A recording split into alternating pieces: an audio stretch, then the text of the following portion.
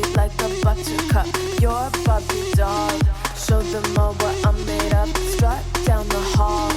Won't stop till I get enough. All right, so get this. We've got the mayor of New York City Oh, boy. facing a federal indictment Yeah. on some serious charges. Bribery, campaign finance violations, Wow. the whole 9 yards. They even set a trial date.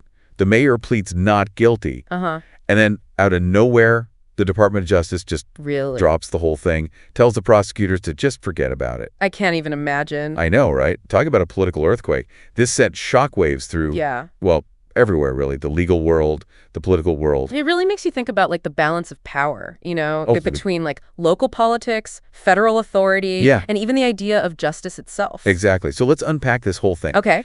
The key players here, we've got NYC Mayor Eric Adams. Right. We've got former acting U.S. Attorney Danielle Sassoon. She was the one going after Adams. Gotcha. And then we've got acting Deputy Attorney General Emil Bove. Okay. He's the one who said drop it. So in this deep dive, we're going to try to figure out Okay. why this happened and what it means for, well, you know, everyone. Fascinating case. Yeah, it really is. It's like law and politics all rolled into one. All rolled into one big mess. Yeah, and it could have implications way beyond just this one case. Exactly. So to understand how we got here, let's go back to that initial indictment Okay. against Mayor Adams.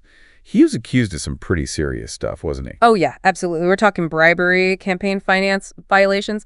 Basically, they were saying he used his position to line his own pockets. And that's, you know, not a small thing. No, not at all. These laws are there for the reason, Right. to keep things fair, to prevent corruption. Right, right.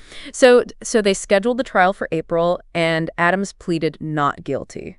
Okay. And everyone's thinking, okay, this is going to be huge. Huge. Yeah. And then, Dove comes in with this memo oh, yeah. telling those Manhattan prosecutors to drop the whole time. I, But get this. Yeah. He specifically said that they made this decision, the DOJ, yeah. without even looking at the evidence against Adams. How How often does that happen? Almost never. Yeah, It right. just doesn't happen. Normally, they look at the evidence and they decide, strong case, let's go, or weak case, let's drop it. Right, right. To just dismiss it without even considering the evidence, that's unheard of. Yeah. So immediately, everyone's thinking, okay, what else is going on here? Yeah, what is going on? Yeah. And that's where Danielle Sassoon comes into the picture. Right. She was the acting U.S. attorney for the Southern District of New York. Right. The one in charge of the Adams case. Exactly. And her reaction to the DOJ's decision was Well, I can imagine she wasn't thrilled. not thrilled, is putting it mildly. Oh. Her resignation letter, I mean, wow. It's like controlled fury. Really? She said she was baffled, that's a direct quote, by the decision. Wow. And really concerned that this was, you know, not about the law at all. Yeah, that something else was going on. Exactly. But then she goes even further. Oh. She says this dismissal, it was all part of a quid pro quo. Quid pro quo. Now, for our listener out there who may not know, Right. what that means is essentially, you scratch my back, I'll scratch yours. Yeah, like a trade, an exchange of favors. Right. You do this for me and I'll do that for you. And in this case, she's alleging that Adams' team, they made an offer, drop the charges against the mayor. Okay. And in return, Adams would use his influence to help the Trump administration Oh, right. with their immigration policies. That's a big deal. So basically, Sassoon is saying that Adams was willing to use his position as mayor Yeah. to get himself off the hook. And maybe even potentially compromise national security?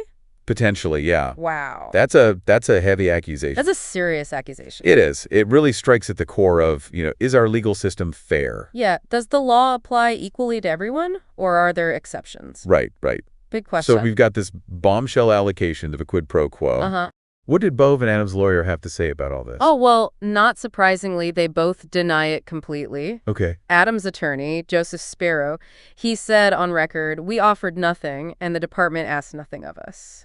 So, you know, a complete denial. Okay. And then Bove goes even further and accuses Sassoon of, get this, misconduct. Misconduct. For trying to do For what? refusing to drop the case, yeah. Wow. He's saying she overstepped, that she acted improperly by not doing what he told her to do.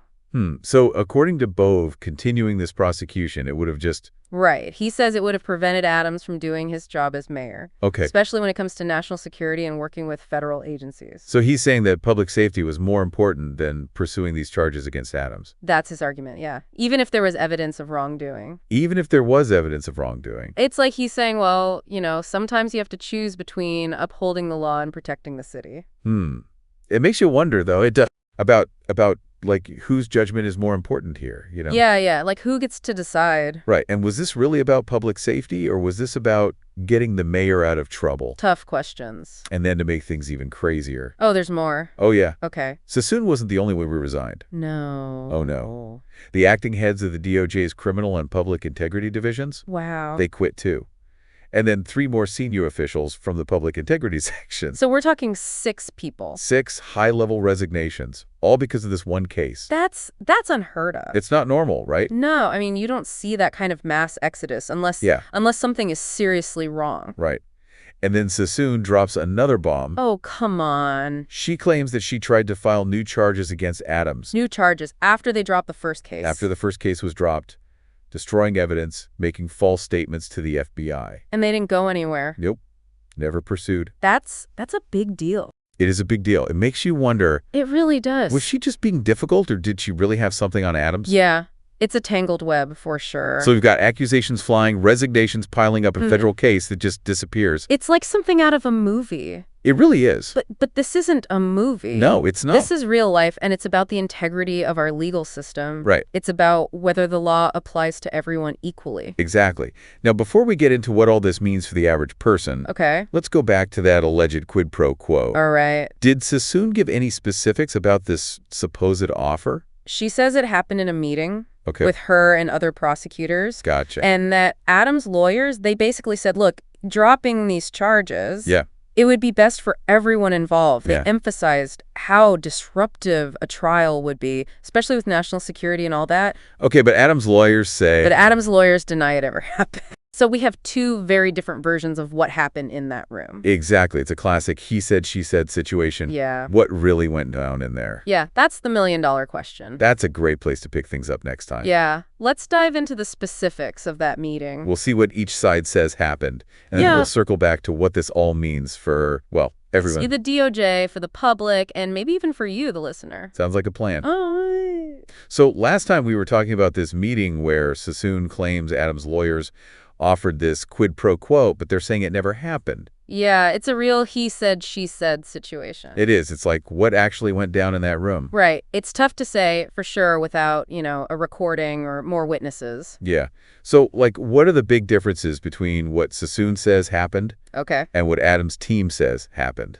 Well, Sassoon says that the offer was made during a meeting Okay. with her and some other prosecutors present. Uh-huh. And she describes it as like this tense meeting, Yeah. with Adams' lawyers basically arguing that dropping the charges would just be easier for everybody. Okay. They were saying stuff like, think of the disruption a trial would cause. Right. Especially for, national security, working with federal agencies, all that. But Adams' attorney insists that they never offered anything. Right. They're saying they just presented their arguments, Right. Why they thought the case should be dismissed. Just business as usual. Yeah, just legal strategy. But Sassoon sees it as them using Adams' position to influence the outcome. Exactly. She's saying they wanted to leverage his power to get him off the hook. It's amazing how the same event Yeah. can be seen so differently. It really is. I mean, human perception is subjective, right? Right. And memory can be tricky. It can be. Especially when you've got so much at stake. Oh, yeah. Reputations, careers, even criminal charges. Right. And then we've got Bove. Right, the one who ultimately decided to drop the case. Yeah.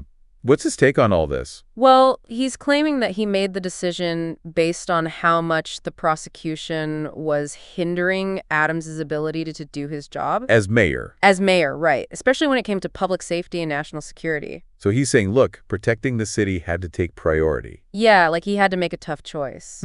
But Sassoon's not buying it. No. No, she's saying, wait a minute, nobody brought up these concerns before. Right. Like, why now? Yeah, the timing does seem a bit convenient. It does. Like they were looking for a way out. Exactly. And then, don't forget, Bove accused Sassoon of misconduct. Oh, yeah, for not dropping the case. For not listening to him. It's like he's saying, my judgment is more important than yours. Even though you're the one who's been working on this case. Right, and you've seen all the evidence. It really makes you think about the power dynamics at play. It does, yeah. Who has the power to decide these things? Exactly.